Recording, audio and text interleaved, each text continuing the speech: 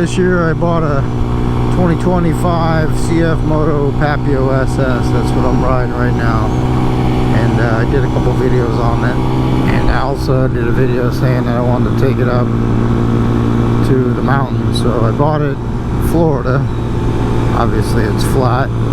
And it's a great bike for Florida. And I wanted to see how I was going to do up here compared to my Benelli and the Groms I had.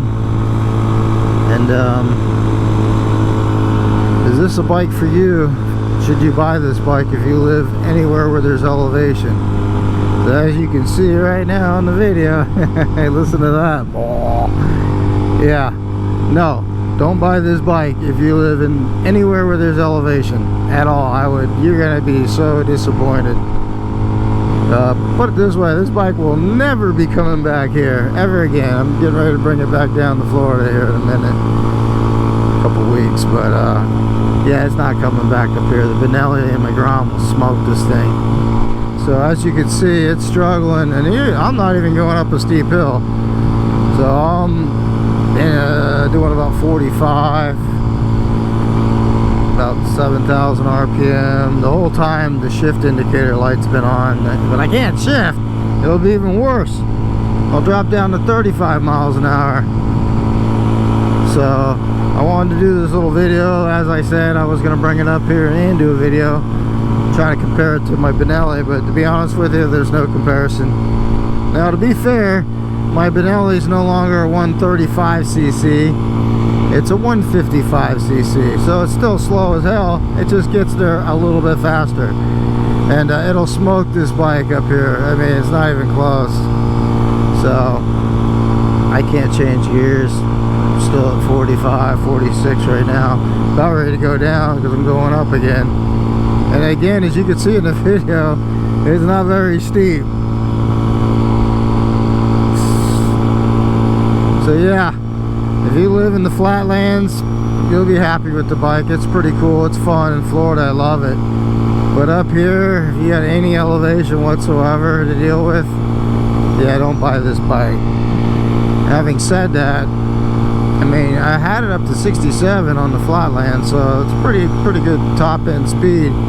So you probably could just go up a tooth or two in the back, on the back sprocket, lose a little bit of this top end, and yeah, it might be okay if you really had to have this bike. But in my opinion, it wouldn't be worth it. I just get the Benelli or a Grom. And I just made this comment on another video about these bikes. These bikes, nobody, if you don't ride little bikes, miniature motos, you don't even know. They're so much fun to ride. And it's not about going fast, obviously. That's not why you're buying it. But they're just fun, you know, to go through the gears and hit the back roads and stuff. But the problem with these things is the power, lack of power. I don't know for the life of me why you like Yamaha, and I love Yamaha, that's why I'm bringing up Yamaha. Why don't they make a 190cc with 6 gears still on the 12-inch wheels? They would clean house, man. Nobody would ever buy a Benelli, a Grom, a Gowie. They'd all have to make the same bike. Because everybody I know that buys these bikes, you got to do a little something to them. They're just not enough. You know, as you can see. But everybody does, man. They put big bore kits in them, do all this crap. You wouldn't have to do anything.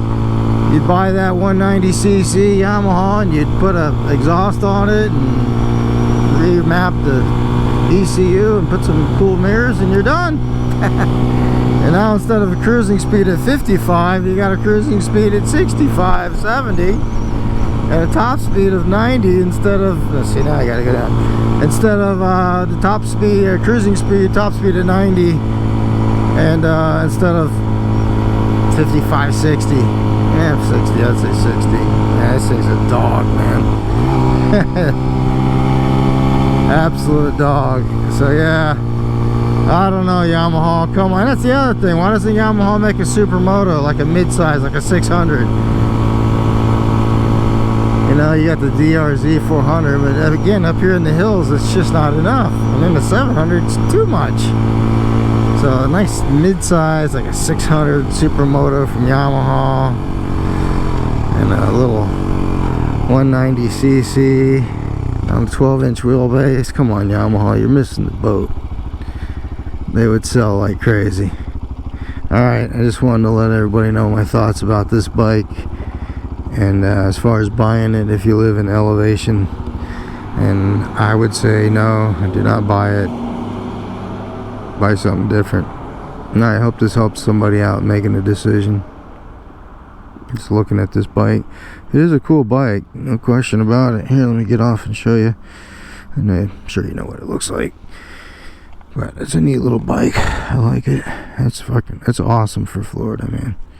It really is. Anywhere where it's flat land, but up here it's terrible. As you can see, it struggled getting up that hill, which by the way wasn't very big.